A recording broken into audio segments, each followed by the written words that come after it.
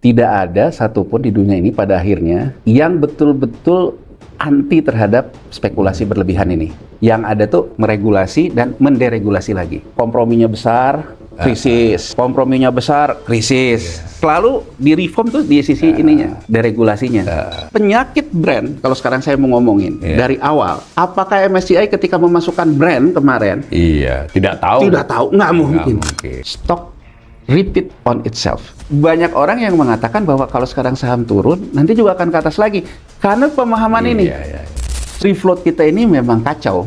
Tapi kalau OJK dan bursanya bekerja, seperti saham brand itu harus sudah kena. Tanpa menunggu MSCI. Tanpa menunggu MSCI. Apakah asing-asing ini, hedge fund ini, nggak tahu bahwa otoritasnya lemah kayak gini?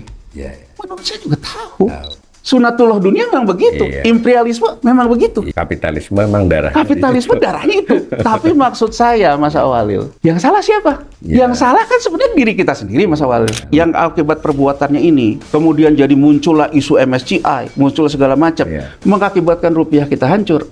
Menurut saya, yang salah negaranya. Iya, kenapa nggak dari awal? Kenapa nggak dari awal Anda melakukan penegakan hukum terhadap ini? Kenapa harus nunggu ini? Nunggu MSCI.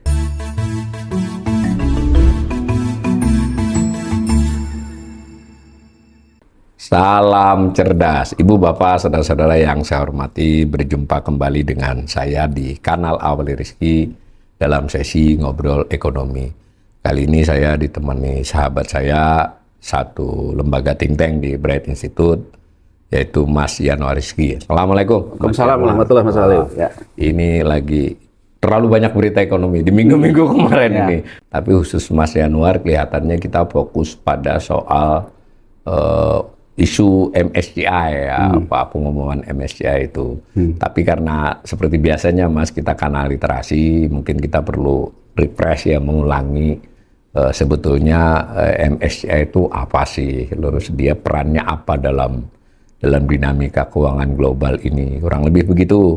Jadi pemirsa, sekali lagi saya meminta Mas Yanuar memberikan penjelasan kepada kita duduk persoalan si MSCI dan cara-cara dia melakukan penilaian ya, pemeringkatan, kemudian pengumuman dia itu, dan dampaknya nggak hanya kepada Indonesia kan, kepada dinamika keuangan global. Ya, kita diberikan gambaran dulu MSCI itu makhluk apa sih, Mas? Ya, baik Mas Walil. Jadi MSCI ini sebetulnya lembaga riset. Lembaga riset, cuman outputnya adalah pemeringkatan saham. Dia punya indeks sendiri, namanya indeks MSCI itu. Dia mengklasifikasikan juga bahwa ini masuk ke pasar yang maju, pasar negara maju. Nah, ini sebetulnya kalau kembali lagi teorinya pakai efisien market hipotesis. Jadi semakin mendekati satu, maka pasar itu dikatakan efisien. Nah, kalau yang di bawahnya itu emerging market. Jadi emerging market itu kalau di ekonomi ya negara berkembang lah. Ya, tapi ini khusus pasar saham. Ini pasar saham. Jadi kalau yang efisien market hipotesisnya sudah mendekati satu, itu pasar negara maju.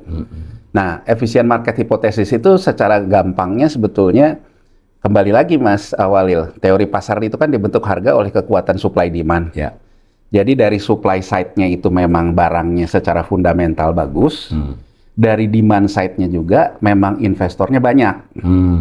Gitu. Jadi ya, efisien market hipotesis itu secara mudahnya gitu. Secara mudahnya itu sebetulnya barang yang diperdagangkan itu kualitasnya juga bagus dan juga banyak mungkin ya. Dan banyak. Dan kemudian investor juga banyak.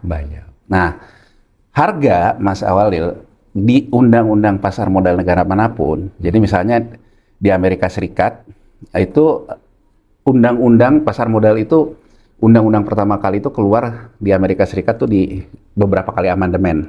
Nah, jadi terakhir ini yang amandemen tahun 1934 yang disebut dengan US Securities Exchange Act 1934. Itu berarti mereaksi kolaps itu ya? Ya, jadi sebelumnya mereka punya kalau saya nggak salah pertama kali itu 1915 gitu. Kemudian kan ada krisis flu Spanyol. Ada perubahan amandemen di 1920, 1929 itu Wall Street Crash, Great Depression. Nah, 1934 itu amandemen yang berlaku sampai hari ini. Di 1934 juga kan seperti kita pernah bahas, ada juga terkait dengan amandemen di Bank Sentral yang revaluasi emas itu. Jadi itu bagian dari reformasi Amerika Serikat di bawah Franklin Roosevelt ketika krisis Great Depression. Jadi yang berlaku sekarang tuh yang 1934 itu. Jadi Amerika Serikat itu belajar dari kegagalan-kegagalan pasar. Jadi ketika di 1929 Wall Street crash itu, kenapa pasar ini bisa gagal? Pasar ini bisa gagal karena diakibatkan ada gampangnya itu yang mengambil posisi short berlebihan. Tapi seperti juga saya bilang beberapa kali dalam kanal literasi kita, tidak ada satupun di dunia ini pada akhirnya yang betul-betul anti terhadap spekulasi berlebihan ini. Yang ada tuh meregulasi dan menderegulasi lagi. Nah, jadi begitu 1929 itu, dia semakin memperkuat ke arah yang namanya konflik kepentingan. Konflik kepentingan itu mengarahnya kemana? Ke transparansi. Jadi intinya adalah di Undang-Undang Amandemen terakhir, di Undang-Undang US Securities Exchange Act 1934. Kenapa saya kesini Mas Awalil? Karena ini juga menjadi kiblat undang-undang di banyak negara. Jadi banyak negara itu boleh dibilang undang-undangnya kopas dan sedikit pembaharuan lah terhadap US Securities Exchange Act ini. Jadi mereka memang dianggap paling advance terkait dengan efficient market hypothesis yang menjadi teori dasar tentang harga di pasar. Termasuk undang-undang kita. Undang-Undang Nomor 8 tahun 95 tentang pasar modal. Nah, di undang-undang ini apa sih yang disebut dengan harga yang efisien itu? Kalau dia wajar, teratur, dan efisien. Wajar ini, misalnya saja saya ambil contoh Mas Awal. Ini saham nih. Saham ini kalau secara fundamentalnya saham jelek. Perusahaannya nggak bagus. Nggak bagus. Tapi harganya kenapa naik? Akan dikatakan wajar kalau tidak memenuhi unsur-unsur yang dikatakan apa yang secara undang-undang menjadi tidak wajar. Undang-undang ini melarang tidak wajar ini karena kalau ada apa? Satu, Mas Awalil, tidak terjadi transaksi benturan konflik kepentingan. Nah, ini intinya. Itu paling digarisbawahi. Jadi itu yang paling digarisbawahi. Jadi di antara semua undang-undang pasar modal di setiap negara, pasti dia berbicara anti terhadap yang namanya transaksi benturan konflik kepentingan. Makanya undang-undang ini di pasal-pasal awalnya selalu menceritakan tentang afiliasi. Afiliasi itu apa? Dijelaskan. Dijelaskan. Afiliasi ini akan menjadi transaksi benturan konflik kepentingan kalau apa? Jadi terminologi undang-undangnya begitu dulu Mas Awalil. Jadi artinya afiliasi nih, anggap saja saya dengan Mas Awalil punya afiliasi. Afiliasi ini apa? Oh, sama-sama di Bright. Ketika misalnya saya misalnya katakan saja saya eksekutif, ya Mas Awalil kemudian mengeluarkan apa di Bright. Nah, kemudian keputusan ini bertransaksi lah dengan saya di eksekutif. Maka saya akan memenuhi dulu. Orang akan ngelihatnya di undang-undang ini, oh Yanuar dan Awalil punya hubungan afiliasi. Tapi undang-undang ini akan menganggap hubungan afiliasi kalau tidak bisa dibuktikan ada transaksi benturan konflik kepentingan, tidak masalah apa-apa, juga. Tidak masalah. Jadi itu inti dari undang-undang itu. Nah, kemudian dalam perjalanannya dalam setiap krisis yang namanya kompromi terhadap benturan konflik kepentingan ini, itulah yang mengakibatkan krisis. Termasuk di 1929 itu Mas Awalil. Jadi artinya posisi yang berlebihan ternyata ada konflik kepentingannya. Nah, ini diperbaiki. Sehingga yang dulunya Mas Awalil ada yang dikenal dengan Chinese firewall. Jadi Chinese firewall itu gini. Misalnya kita nih sama-sama di Bright. Mas Awalil di fungsi trading. Saya di fungsi riset.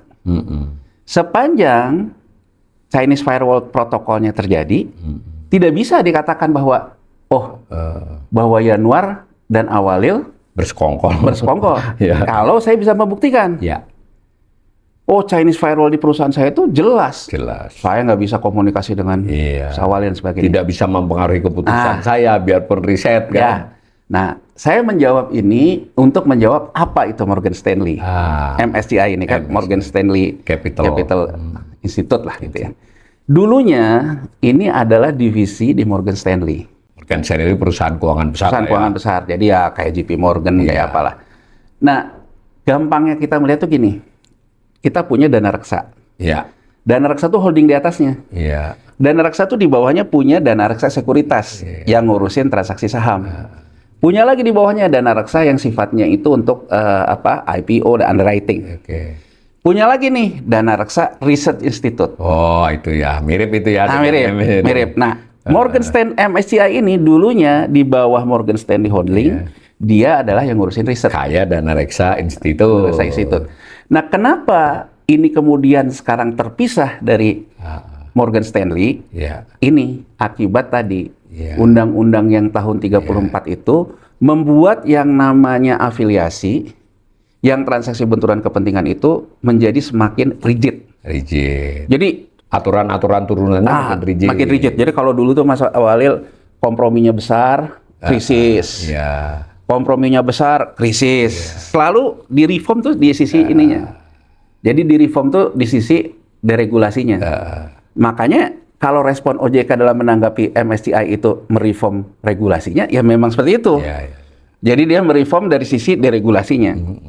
Nah, singkat cerita, akhirnya si Morgan Stanley ini, yang si MSCI ini, di spin off namanya, divestasi, dijual lah oleh si Morgan Stanley kepada pihak-pihak lain. Ya, malah IPO jadi perusahaan terbuka sendiri, jadi perusahaan terpisah dari MSCI. Jadi di Amerika Serikat itu, Mas Walil, ada yang disebut dengan ini yang selalu orang sebut dengan free float ini. Jadi kalau misalnya saya nih punya perusahaan nih, saya pengendali nih. Kalau saham publiknya sampai 60%, jadi IPO-nya 60%, saya 40%, boleh dibilang sebetulnya saya itu betul pendiri, betul saya punya pemegang saham pengendali 40%, tapi saya sudah tidak bisa efektif lagi mengontrol perusahaan itu karena publik banyak. Jadi yang disebut dengan minority shareholder itu jadi banyak. Kenapa ini jadi penting? Kembali ke soal tadi Mas Awalil tentang efisien market hypothesis, tentang efisien. Jadi kalau misalnya sekarang nih ada saham nih, pemegang saham pengendalinya 90%, publiknya yang 10%. Mau ngapain juga si publik ini? Ya nggak ngaruh. Karena yang 90% bisa mengontrol kapanpun. Sama dengan argumentasi kita tentang SBN kan. Ya kan, asing tuh sekarang tinggal sisa 13. Sebagian besar ada di BI, bank domestik, asuransi, BPJS dan sebagainya. Jadi si asing ini kan kalaupun dia menggerakkan SBN akan susah. Karena floating di sininya kan dikendalikan oleh yang sebelah sini. Ya kan, itu kan kita bahas tentang ketika kita ngomong SBN, makanya kan ya kita agak melempar sedikit kalau kita sekarang menganggap bahwa rupiah itu harus distabilisasi dari harga SBN-nya, SBN tidak ada masalah sekarang. Karena BI terus menstabilisasi harganya gitu ya, tapi itu hal lain lah. Tapi intinya harga itu selalu dibentuk terkait ini Mas Walil. Jadi ya, akhirnya kan supply dan demand. Supply dan demand. Jadi artinya kalau harga di pasar itu ada pengendalinya yang punya pengendalian yang besar, baik di sisi supply atau demand sama aja supply dan demand, maka dibilang harga yang terbentuk di pasar itu nggak efisien, meskipun wajar. Meskipun wajar, tapi tidak efisien. Tidak efisien, karena terjadi pengkonsentrasian di pihak tertentu. Nah, biar kita juga ada sedikit yang mendengarkan, kita juga tahu arahnya gitu ya. Nah, sama kayak gini Mas Walil. Sekarang itu terjadilah yang disebut dengan repricing terhadap aset rupiah. Ya kan Mas Walil, terhadap aset rupiah. Kenapa? Kalau Indonesia mau ngambil masuk ke pasar surat utang, sementara US Treasury Yield aja sudah ada di 4,2 sampai 4,5, maka kalau Indonesia jualnya dalam surat utang rupiah, selisihnya ke dalam US dollar itu mungkin ya kita lihat yang BNI deh, yang kejadian di BNI. BNI dalam US dollar aja 7,5%. Jadi mungkin harus ada koreksi yield ke 9% katakan Mas Walil. Nah, untuk repricing ke arah 9% itu, SBN-nya tidak bisa di-repricing karena dipegang Mas Walil. Jadi harganya nggak bergejolak-gejolak. Kalau naik dikit. Iya, jadi artinya nggak bisa di-repricing di situ. Nah, kalau nggak bisa di-repricing di situ, sebetulnya rupiah juga nggak bisa di-repricing. Makanya sekarang kalau kita lihat kenapa saham dibuat terus ke bawah. Karena kepentingan menaikkan suku bunga Mas Walil. suku bunga yang diajukan pasar. Nah, ini harga artinya di mata pasar harga SBN Indonesia ini wajar. Wajar. Tapi tidak efisien, tidak mencerminkan kondisi. Wajar karena memang memenuhi supply dan demand. Iya, tapi tidak mencerminkan efisien. Karena ada sebagian pihak yang terlalu mempengaruhi. Nah, dari cerita seperti itu, nah dulu kan Morgan Stanley ini yang besar nih, jadi dia bawa yang lain IPO, bawa yang lain segala macam. Muncullah kecurigaan dong dari pasar. Oh, kalau kamu bawa IPO barang kamu, nanti si MSCI-nya ngegoreng. Dalam artian, oh ini fundamentalnya bagus, ini. Nah, dia akibat dari Securities Exchange Act 34 itu, dia akhirnya memisahkanlah divisi ini. Kenapa? Diri sendiri ya? Diri sendiri. Karena dia menganggap si MSCI-nya ini sendiri sudah punya bisnis yang mungkin benar-benar terpisah dari si Morgan Stanley sendiri. Bisa menghasilkan. Kenapa Mas Awalil? Nah, sekarang di mana peran dia yang besar? Jadi Mas Awalil, 1971 Presiden Nixon itu mengeluarkan sebuah deregulasi, mencabut ketentuan tentang emas yang dikeluarkan Franklin Roosevelt tahun 34. Jadi kalau dulu the Fed untuk money in circulation terkait dengan yang orang bilang cetak duit, jadi kalau ibaratnya the Fed itu mau money circulation, nggak bisa di sisi asetnya itu terlalu banyak surat utang pemerintah kalau emasnya nggak naik. Makanya tahun 34 kan dinaikin harga revaluasi harga emasnya. Di tahun 71 Presiden Nixon bilang ini sejarah fiat money itu. Ya kan? Di tahun 71 Presiden Nixon bilang, udah sekarang bank sentral kita untuk money circulation tidak perlu lagi terlalu mengacu ke emas. Itu monumental banget. Itu monumental. Kenapa itu monumental? Setelah deregulasi yang dilakukan Presiden Nixon itu, muncullah yang disebut dengan industri hedge fund. Jadi Mas Awalil, kalau dulu itu investment bankers itu masih sifatnya itu dia punya namanya itu satu perusahaan sekuritas, dia punya private equity, dia punya riset. Kalau dia sekarang mengelola fund gitu ya, dulu orang sebutnya structure fund-nya itu kalau di kita tuh reksadana. Di tahun 71 ini ada yang disebut dengan unstructured fund. Jadi apa bedanya Mas Awalil? Bedanya kalau structured fund, saya mau ngeluarin reksadana. Saya ngeluarin prospektus. Reksadana saya itu terdiri dari saham, campuran sama deposito segala macam. Saya mengatakan tuh Mas Awalil, sahamnya saham ini, saham ini, saham ini, saham ini. Jadi detail lah ya. Detail. Nah, kalau hedge fund ini nggak ada urusan gitu, sama aja dengan sekarang. Yang unstructured ini Jadi sama aja dengan kita sekarang pergi nabung nih. Ke Bank BNI, ke Bank BRI, ke BCA, ya kan? Ke bank asing misalnya ke HSBC gitu. Kita kan nggak pernah nanya. Nanti duit saya deposito ini dikemanain? Kita nggak pernah nanya. Dasarnya apa? Karena kita percaya bank itu akan mengelola dana dan memberikan return kepada saya. Tapi karena bank ini juga terlalu rigid dan kena ke dalam aturan Fed, ya bunga suku bunga bank sentral segala macam, return itu kan nggak bisa naik tinggi. Jadi sejarahnya juga dari sisi pemikiran ekonomi, Nixon ini kan yang munculnya lagi Milton Friedman itu, yang kemudian mengatakan kita jangan terlalu lama ngikutin Keynes, karena di Roosevelt ngikutin Keynes. Karena ngikutin Keynes itu mengakibatkan ekonomi tidak bisa bergerak. Jadi singkat cerita tuh, kalau di Indonesia mungkin orang mengenal inilah era neoliberal ya, karena awalnya neoliberal itu di situ. Karena Friedman ini menghidupkan lagi pemikiran pasarnya Adam Smith. Adam Smith kan disanggah oleh Keynes. Keynes ini kan pemikiran klasikal, ekonomi itu kan klasikal aja gitu loh. Nah, makanya kan seorang selalu bilang Keynes neoklasikal, yang ini neoliberal lah kurang lebih. Nah, yang di sini menganggap bahwa kita tuh mengendalikan yang namanya structured fund. Nah, akibat dia menjadi structured fund gini, kan orang akan ngelihat kalau kamu yang riset, kamu yang eksekusi, kamu yang buat prospektus, ya suka-suka kamu. Suka-suka kamu. Nah, betul. Jadi Mas Awalil, terjadilah perubahan struktur.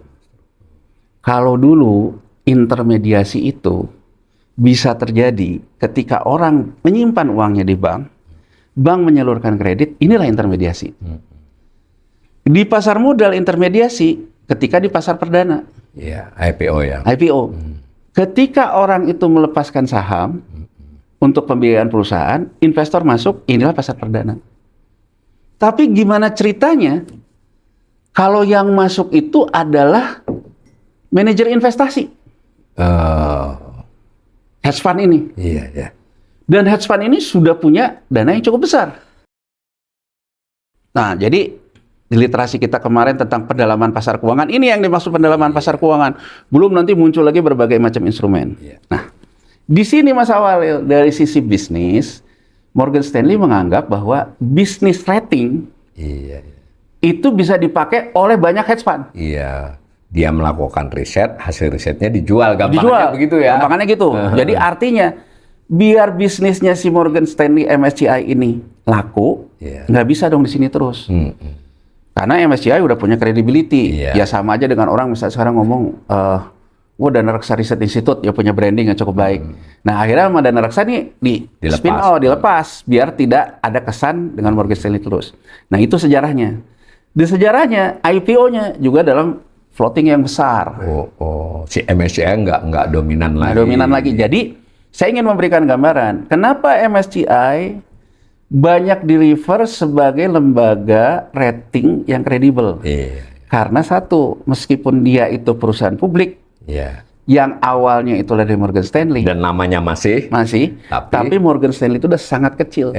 Ketika IPO pun sudah besar, Mas Awalil.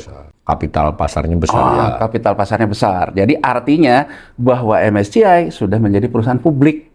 Yang besar-besar siapa aja Mas yang beli sahamnya? Nah, ini perjalanan berikutnya kan? Ini perjalanan berikutnya. Jadi di saham itu Mas Awalil selalu harus ada, ini yang MSCI juga perkarakan terhadap kita. Jadi saham itu harus mengumumkan siapa yang kepemilikannya sudah di atas 1%, 3%, 5%, 20%. Nah, kalau di Amerika Serikat jarang nih Mas Awalil yang sampai ke 20 gitu.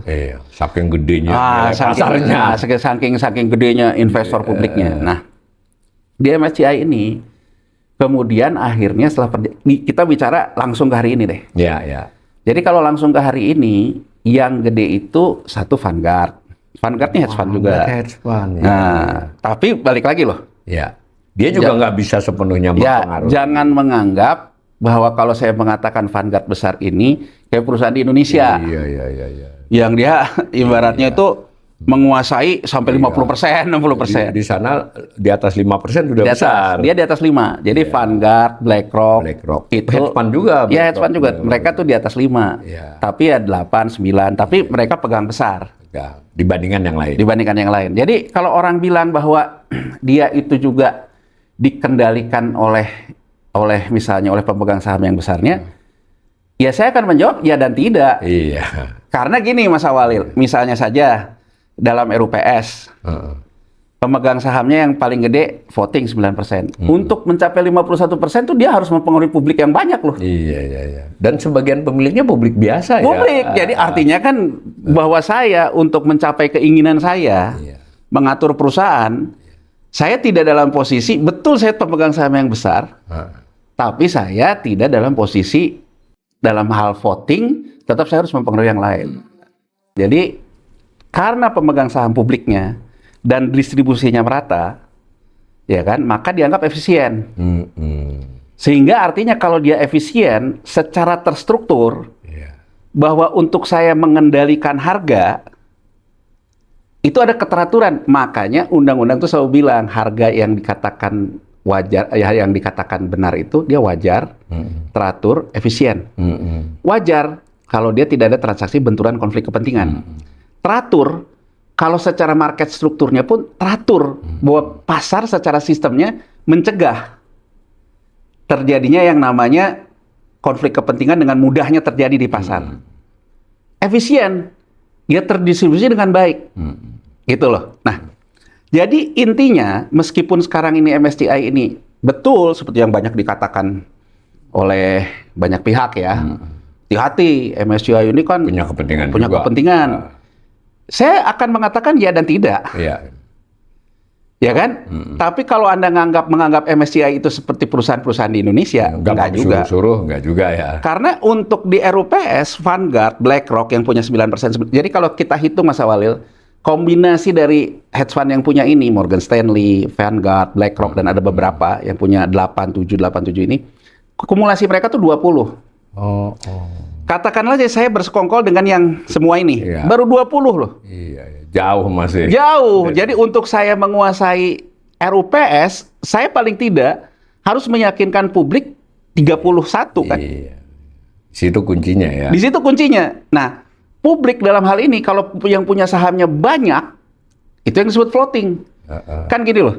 Kalau publiknya itu cuman 30%, 30% itu isinya juga cuman Yanuar dengan Awalil. Saya ngomong Yanuar, ngomong Awalil, selesai. Iya. Tapi kalau publik itu ada yang pegang 1%, ada yang pegang 0, kan untuk saya meyakinkan itu tidak bisa ngumpulin secara fisik lah kira-kira. Kurang lebih gitu loh. Artinya secara market structure, bahwa struktur pasarnya itu sudah mengakibatkan efisiensi. Ya, itu yang dimaksud efisiensi. Makanya orang selalu mengatakan free float-nya itu berapa, Mas Awalil? Yang bebas dimiliki publik. Dan betul-betul publik. Nah, makanya kan si MSCI itu punya kategori big cap, small cap, mid cap. Big cap itu saham di publik itu besar, Mas Awalil. Kapitalisasi pasarnya juga besar. Nilainya besar, publik punya banyak. Dan benar-benar publik. Nah, jadi sebetulnya yang diperkarakan oleh MSCI itu, dia ngelihat gini, kok saham ini katanya big cap. Saham publiknya banyak, pemegang saham publiknya banyak, tapi kok harganya gampang banget, naik turun. Nah, makanya sebetulnya dari sisi itu dia melihat, oh ini ada kecenderungan terkonsentrasi. Saya ingin menggambarkan ya, bukannya saya juga ingin mengatakan saya tahu lebih dulu dari MSCI. Tapi saya juga ingin memberikan gambaran. Lembaga seperti MSCI, lembaga seperti nanti ada JP Morgan dan segala macam yang punya lembaga riset ini, saya akan mengatakan, karena saya pernah mengurusi pemeriksaan tentang manipulasi pasar perdagangan orang dalam selama saya dulu di Bursa Efek Jakarta dan dalam masa-masa pasca krisis moneter. Jadi kalau ada orang ngomong bahwa ini tuh mainan isu dan sebagainya, saya juga tidak menyanggah. Tapi saya ingin mendudukkan perkaranya. Gitu loh, Mas Awalil. Jangan gini loh, jangan wah. Ya, MSCI ini pemiliknya BlackRock. Jadi gini loh, main-main dia. Yang saya kurang setuju itu, kita mengatakan antek asing, tapi kita suka asing juga. Kurang lebih kan menurut saya, harusnya kita konsisten, imbang aja. Ya asing kita dengar juga dia jadi ngomongnya. Satu sisi, kalau MSCI dan sebagainya ini baru tahu kalau harga di Indonesia itu sahamnya bisa pakai nomini, pakai nama orang dan segala macam, ya menurut saya mereka udah tahu. Nggak mungkin lah lembaga sebesar itu nggak tahu ya. Nggak mungkin, mereka udah tahu. Dan pengalaman dia beberapa dekade mengawasi atau melototi semua pasar saham. Betul. Ya. Indonesia bukan satu-satunya. Saya selalu nggak bosan-bosan, Mas Awalil, di kanal literasi kita ini. Saya selalu mengatakan, misalnya Bridgewater hedge fund-nya punyanya Ray Dalio. Tahun 2025 menghasilkan return 34%. Di mana, Mas Awalil? Ya, bisnis apa yang bisa segitu? Kan sekarang kita ngomong deh, deposito deh. Ya. Yang paling gede sekarang suku bunga bank sentral itu siapa? Rusia misalnya. Rusia kan sekarang 17%. Udah tinggi ya? 17. Jadi makanya saya kalau orang selalu ngomong BRICS itu juga punya masalah. Brasil juga 15% suku bunga bank sentralnya. Jadi anggap aja Brasil sama Rusia, suku bunga bank sentralnya 15-17. Deposito kan 20 berarti, Mas Awalil. Iya, kurang lebih. Ini 34 loh. Masih lebih tinggi dari itu. Masih lebih tinggi dari negara yang punya central bank rate-nya tinggi pun dia masih lebih tinggi. Kita lihat nih. Kata Bridgewater dalam keterbukaan informasinya, 28% dari return itu kami peroleh dari emerging markets. Termasuk Indonesia dong. Ya, termasuk Indonesia. Lebih menarik lagi, Bridgewater mengatakan dari 28% itu dia bilang di emerging markets dan dia bilang penempatan portofolio dia di Asia. Kita nggak tahu Asianya mana. Indonesia juga Asia kan? Iya. Yang soalnya ya. Nah, artinya di negara maju yang sudah sangat efisien, dengan banyaknya peraturan, dengan banyaknya market structure, kurang lebihnya di New York Stock Exchange yang dianggap sebagai efisien market hipotesis mendekati 1, karena investornya banyak, barangnya juga fundamentalnya bagus gitu ya. Kurang lebih ya dia hanya bisa dapat ya 6%-an lah. Iya, dengan trading itu sudah ya. Dengan trading 6%-an, nggak bisa lebih dari itu. Ya kan? Iya. Kan semakin dia efisien, ya semakin susah juga gitu loh. Volatilitasnya nggak mungkin karena akan selalu ada lawannya kan. Jadi market selalu let's market pricing itself. Jadi ini yang selalu dikatakan kepercayaan harga pasar itu dibentuk oleh interaksi yang positif. Jadi saya pernah mengalami gini Mas Walid. Saya pernah meriksa satu saham, misalnya saya contoh. Ini saham harganya loncat tinggi. Apa ini kayak segala macam? Ternyata satu sama lain nggak punya hubungan. Ternyata setelah saya periksa, banyak investor retail itu, dia ibaratnya tuh pakai utak-atik gatok gitu loh Mas Walid. Jadi pada waktu itu ada pasar tunai, pasar segera.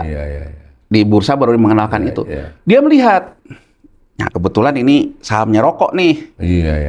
Dia ngelihat, loh kok ini selisihnya antara 3 pasar ini 2, 3, 4 sesuai dengan merek rokoknya. Jadi investor yang retail ini hanya kemakan persepsi yang rame-rame di antara mereka. Nah kalau kita buktikan persepsi ini ada yang dorong nggak? Enggak, karena memang dia memang terdorong oleh rumors. Ya, jadi tidak selalu lonjakan harga atau penurunan harga itu ada masalah pelanggaran, nggak mesti juga. Makanya kan kita tidak bisa buktikan Mas Walil. Tidak bisa buktikan bahwa ini memang terjadi persekongkolan, terjadi segala macam. Tapi bahwa harganya kalau disimpulkan wajar nggak? Wajar, meskipun orang ngomong wajar kata siapa? Orang harganya sampai loncat segitu. Kenapa? Karena kalau berdasarkan undang-undang, transaksi benturan konflik kepentingannya tidak terbukti. Tidak terbukti, jadi tetap dianggap wajar. Tidak wajar, dianggap wajar. Dianggap wajar. Dianggap wajar. Tapi bahwa kenapa ini bisa terjadi? Market structure-nya. Iya, tidak efisien. Tidak efisien, tapi ya pada akhirnya wajar.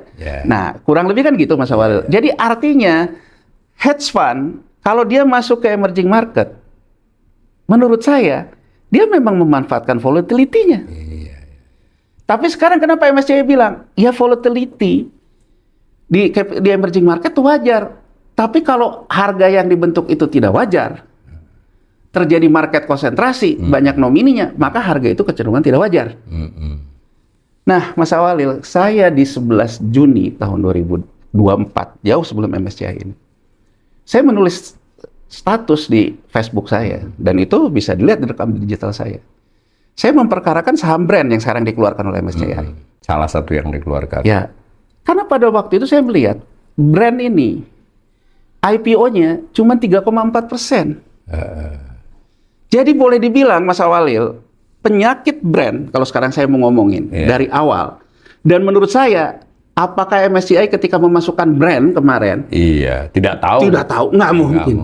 Menurut saya loh. Jadi artinya sejarah awalnya brand itu ketika IPO pun hanya 3,47. Apalagi tetap keterbukaan informasi tetap harus dilakukan ini. Yang menarik pada waktu itu buat saya gini, banyak di medsos ini tahun 2024 mah saham lagi rame kan.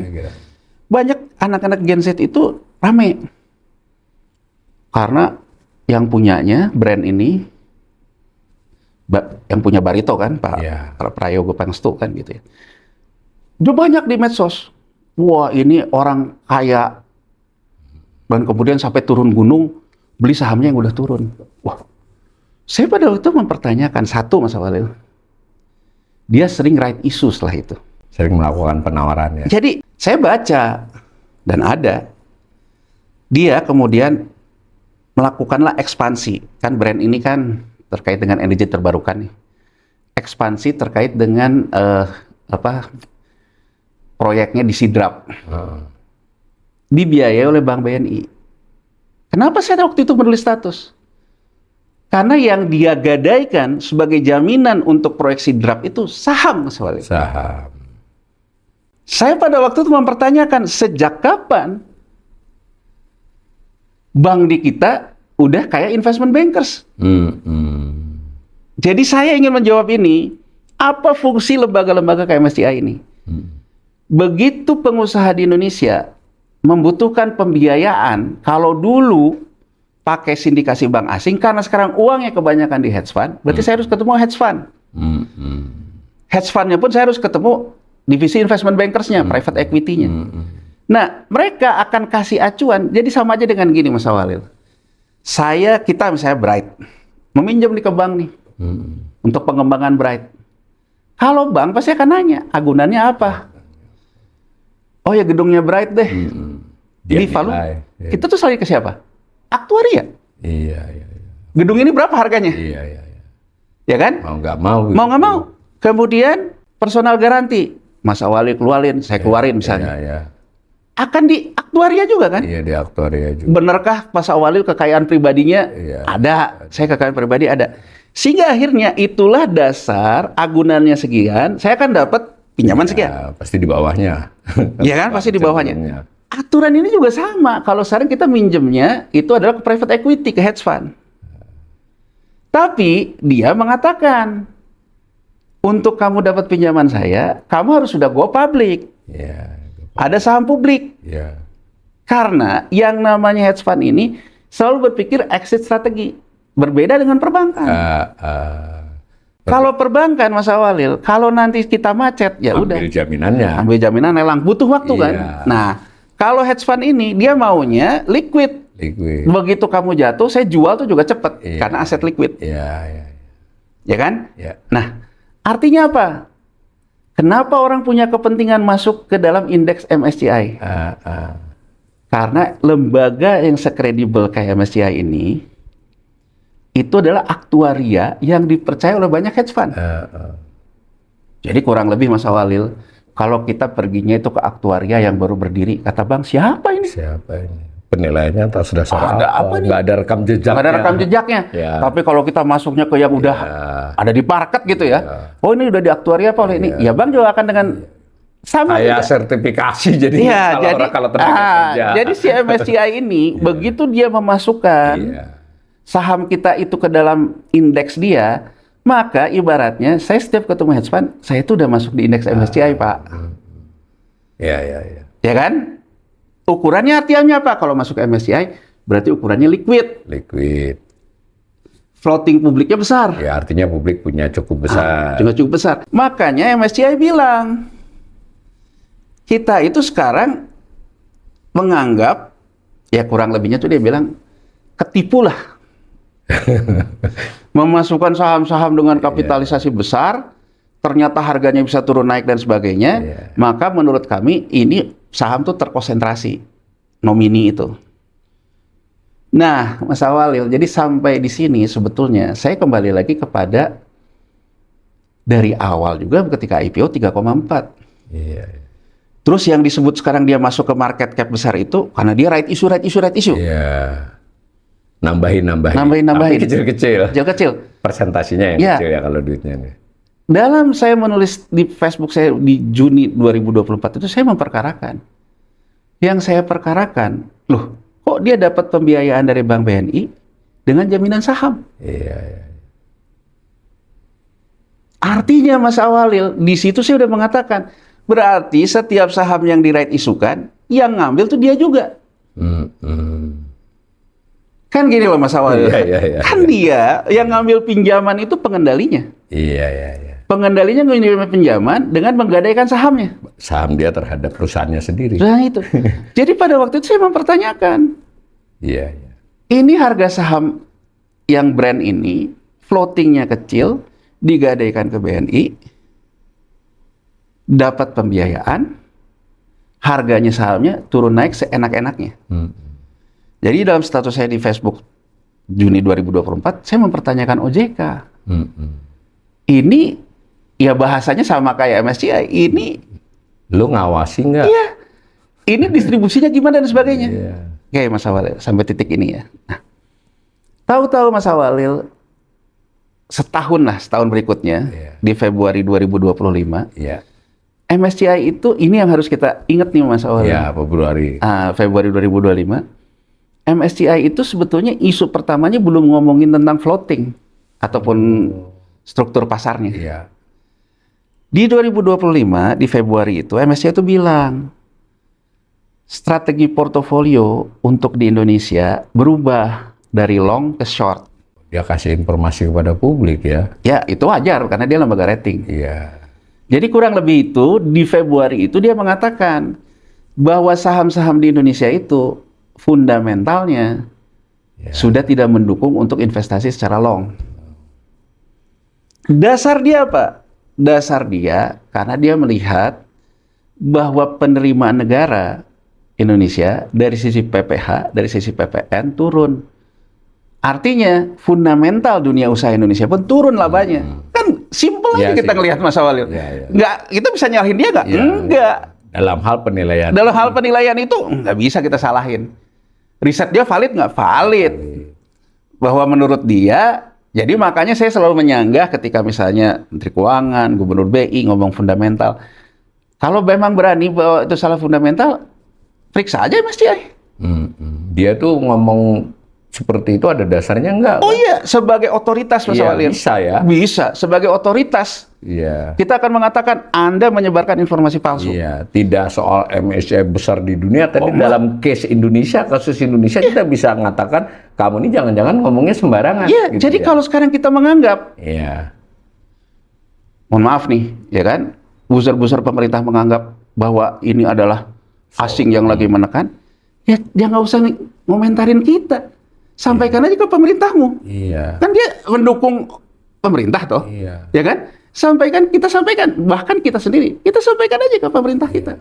OJK, kalau Anda menganggap MSCI ini gebrak-gebrak pasar kita dan informasinya nggak benar, periksa aja. Jangan pengamat yang diperiksa. Periksa aja, berarti informasi dia. Tapi intinya apa Mas Walil? Karena memang kita tidak bisa membantah Mas Walil. Perkara dia punya tujuan-tujuan tertentu soal lainnya. Pasti. Ya, Pak, karena dia punya klien. Tetapi bahwa yang dikatakan dia punya dasar itu hal lain ya. Artinya ketidakpercayaan memeriksa MSCI sebetulnya kita mengkonfirmasi loh fundamental kita memang lagi memburuk. Karena itu awal di Februari dia nilai itu ya. Nilai itu Mas Walid. Baru nanti ada penilaian. Ada penilaian lain. Nah, jadi dia bilang pada waktu itu mengakibatkanlah Maret yang kita juga dulu rame di sini karena sempat auto halting 3 kali dan belum pernah terjadi. Ya, kan? Di Maret 2025. Nah, jadi artinya ketika dia mengatakan Indonesia dari long ke short itu, kan turun tuh ke bawah tuh. Iya. Prinsipnya itu kan kalau orang pegang long itu percaya ini fundamental kuat. Ya, kalau kebanyakan pegang short, ini mereka sudah mulai ragu-ragu. Sekarang saya ingin mengatakan Mas Walil, dalam posisi kayak gini, ya, saya tadi mengatakan di depan, dunia ini ada yang disebut dengan sejarah yang berulang, history repeat on itself. Pemahaman tentang filosofi history repeat on itself ini ada dalam keyakinan orang-orang di pasar modal. Stock repeat on itself.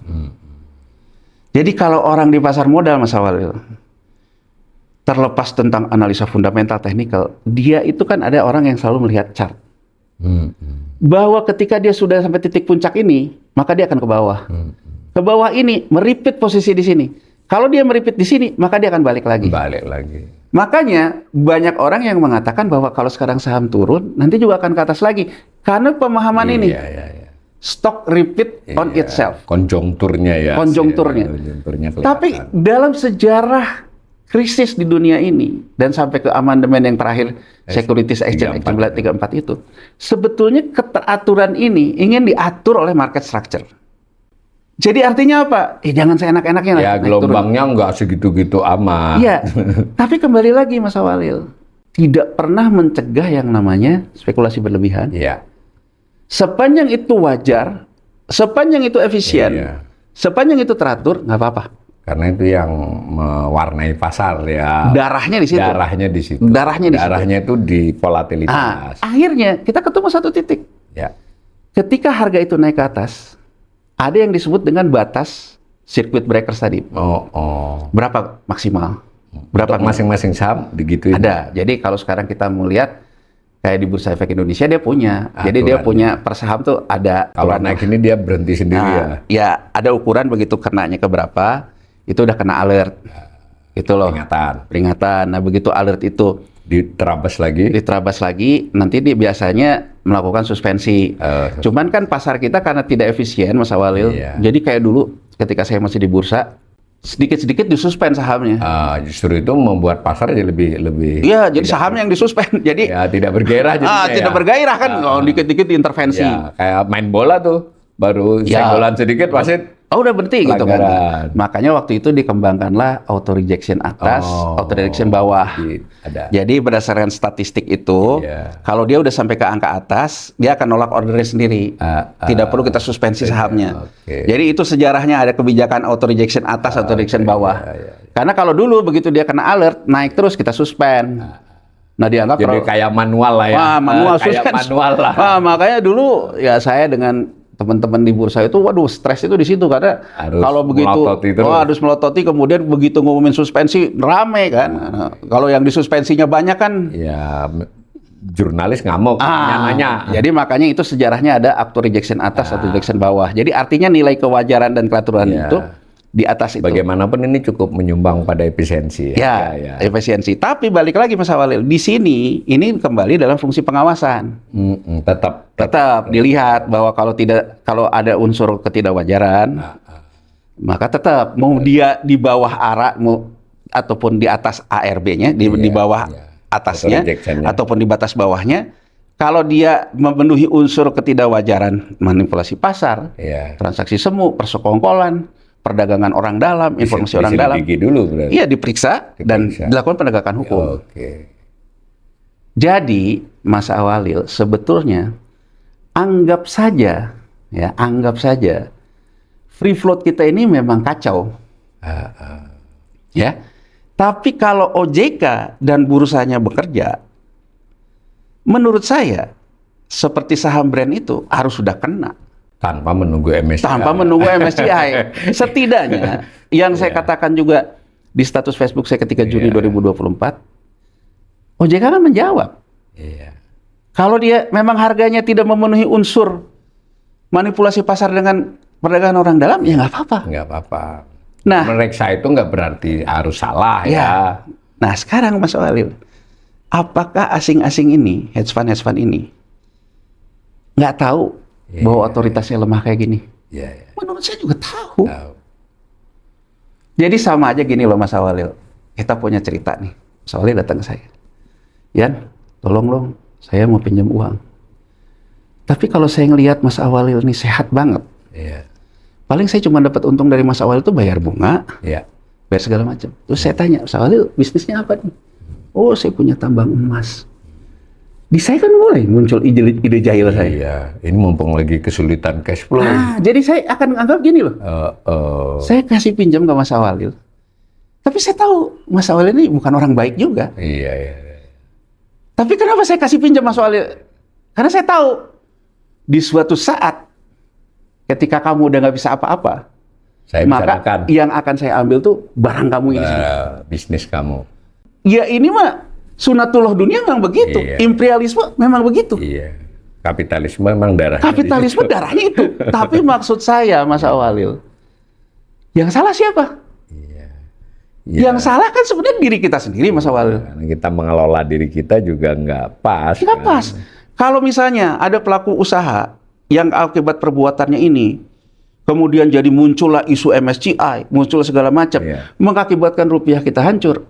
Menurut saya yang salah negaranya. Kenapa nggak dari awal? Kenapa nggak dari awal Anda melakukan penegakan hukum terhadap ini? Kenapa harus nunggu ini? Nunggu MSCI. Jadi saya ingin mudah-mudahan ini yang jadi momentum ya harusnya. Jadi momentum dan menurut saya mudah-mudahan juga yang menyaksikan literasi kita bisa proporsional. Bahwa ini jelas ada permainan kapitalisme, tidak kita sanggah, tapi jangan juga kita mengatakan seolah-olah. Karena orang jelek-jelekin kita, dia itu, kita ini nggak jelek. Boleh nggak saya ini berumpama nih, ini kita ada pihak lain yang nggak suka kita, maka dia memang cenderung menjelekan. Ini umpama aja. Ya, bahwa dia jelekin kita satu hal, tapi yang diomongin dia bener nggak, kan kita harus introspeksi ya, kira-kira gitu ya. Jadi gini loh, misalnya dari awal saya udah tahu, Mas Awalil ini sebenarnya ada kelemahannya, tapi saya biarin kan. Sampai satu titik Mas Awalil saya anggap bahwa udah saatnya nih. Saatnya buat saya ngambil keuntungan lebih dari Mas Awalil. Dari yang saya udah tahu dari lama ini, saya kemukakan. Problemnya adalah menurut saya, ya dari Mas Awalil dong. Kenapa Mas Awalil juga kurang lebih datang ke orang yang punya tabiat? Iya, rekam jejaknya kan jelas. Kalau sekarang kita mau telusur ke belakang, ya sejarah kapitalisme ya begini. Sejarah kapitalisme tadi selalu dengan Mas Yanuar jelasin MSCI sudah tahu kan, MSCI ini bagian dari sebuah kapital kan, dari pengelola kapital. Dia pisah, gabung dengan hedging fund yang lain ya toh. Dia melakukan riset dan memberi rating untuk kepentingan para pemodal-pemodal, itu kan sudah jelas toh. Kemudian dia jadi terpandang. Kita juga tiba-tiba malah bukan hanya kita ya, semua negara itu pengen ditaruh dia. Artinya kita tahu konsekuensi dari proses itu. Jadi kalau menurut saya Mas Awalil ya kan, berdasarkan apa yang saya tahu, berdasarkan pengalaman saya pernah nanganin kasus-kasus manipulasi pasar dan insider trading, saya akan mengatakan bahwa MSCI sebetulnya memanfaatkan jebakan offside yang memang sudah dia ciptakan. Tapi apakah sekarang saya akan mengatakan MSCI melakukan kejahatan? Menurut saya enggak. Rekam jejak dan keteraturannya memang begitu dia. Kenapa saya ingin mengatakan gitu? Karena yang dia perkarakan, satu, tentang harga yang tidak wajar. Contoh deh yang baru dikeluarkan, yang saham brand saya bilang tadi. Saya udah bilang, saham ini bermasalah. Gak usah nunggu MSCI. Gak usah nunggu MSCI. Jadi artinya, dari sisi ini, saya ingin mengatakan, MSCI salah nggak? Enggak. Ya kan? Tapi kalau dikatakan bahwa MSCI ketipu, enggak juga. Jadi, ini balik lagi Mas Awalil. Ya kan, balik lagi, ini dampak, dan menurut saya ingin gini ya, menempatkan diri gini loh Mas Walid. Misalnya kita bicara tadi, ya, tentang Prayogo Pangestu. Dan kalau kita lihat di masa lalu, orang-orang seangkatan kita mah tahu. Dia siapa gitu loh Mas Walid ya gitu loh. Milenial sama Gen nggak tahu. Menurut saya, dari dia pengalaman 98, apa yang dia lakukan, dia punya learning curve. Jadi dengan kata lain gini loh, bahwa kalau dulu saya minjem ke bank, kemudian rupiahnya mendadak melemah, mendadak saya kena masalah, maka sekarang jalan satu-satunya, ya udah, sekarang saya melakukan hedging dong. Menurut saya apa yang dia lakukan, ya dia belajar dari krisis. Dan itu perilaku bisnis yang wajar. Yang wajar dari sisi dia. Dari sisi dia. Tapi kalau sekarang kita lihat, apakah kita belajar ketika krisis 98 orang ngomong ini karena fungsi negara dalam melakukan pengawasan, dalam melakukan pemeriksaan, dalam melakukan segala macam tidak berlangsung. Saya ingin berada di posisi ini. Bahwa ini adalah puncak gunung es akibat negara ini sudah menganggap hal-hal yang tidak bertata kelola itu hal biasa. Ini puncak gunung esnya. Nah problemnya, kalau persoalannya itu ada dalam persoalan ini, yang akan merasakan dampaknya kita semua. Karena kan kepelemahan nilai tukar rupiah yang berdampaknya tidak hanya ke yang punya saham brand, dampaknya ke orang yang mau beli susu anaknya. Orang yang nggak main. Ini penting pemirsa, pernyataan Mas Yanuar ini. Jangan dikira, kayak kan nggak ada urusan dengan pasar saham, tapi ternyata terdampak juga. Terdampak kan? Karena terutama melalui mekanisme rupiah tadi jadinya kan. Makanya kita sekarang fokus di MSCI Mas Awalil. Kalau kita kaitkan lagi dengan lembaga rating yang kemudian muncul ke usul fiskal kita, mungkin kapan kita bahas ya. Jadi sebetulnya kita nih ngelihat nih Indonesia saat ini nih. MSCI ini kan kalau kita lihat rilis terakhirnya ini, percis kayak Presiden Jokowi kalau ditanya sudah tapi belum.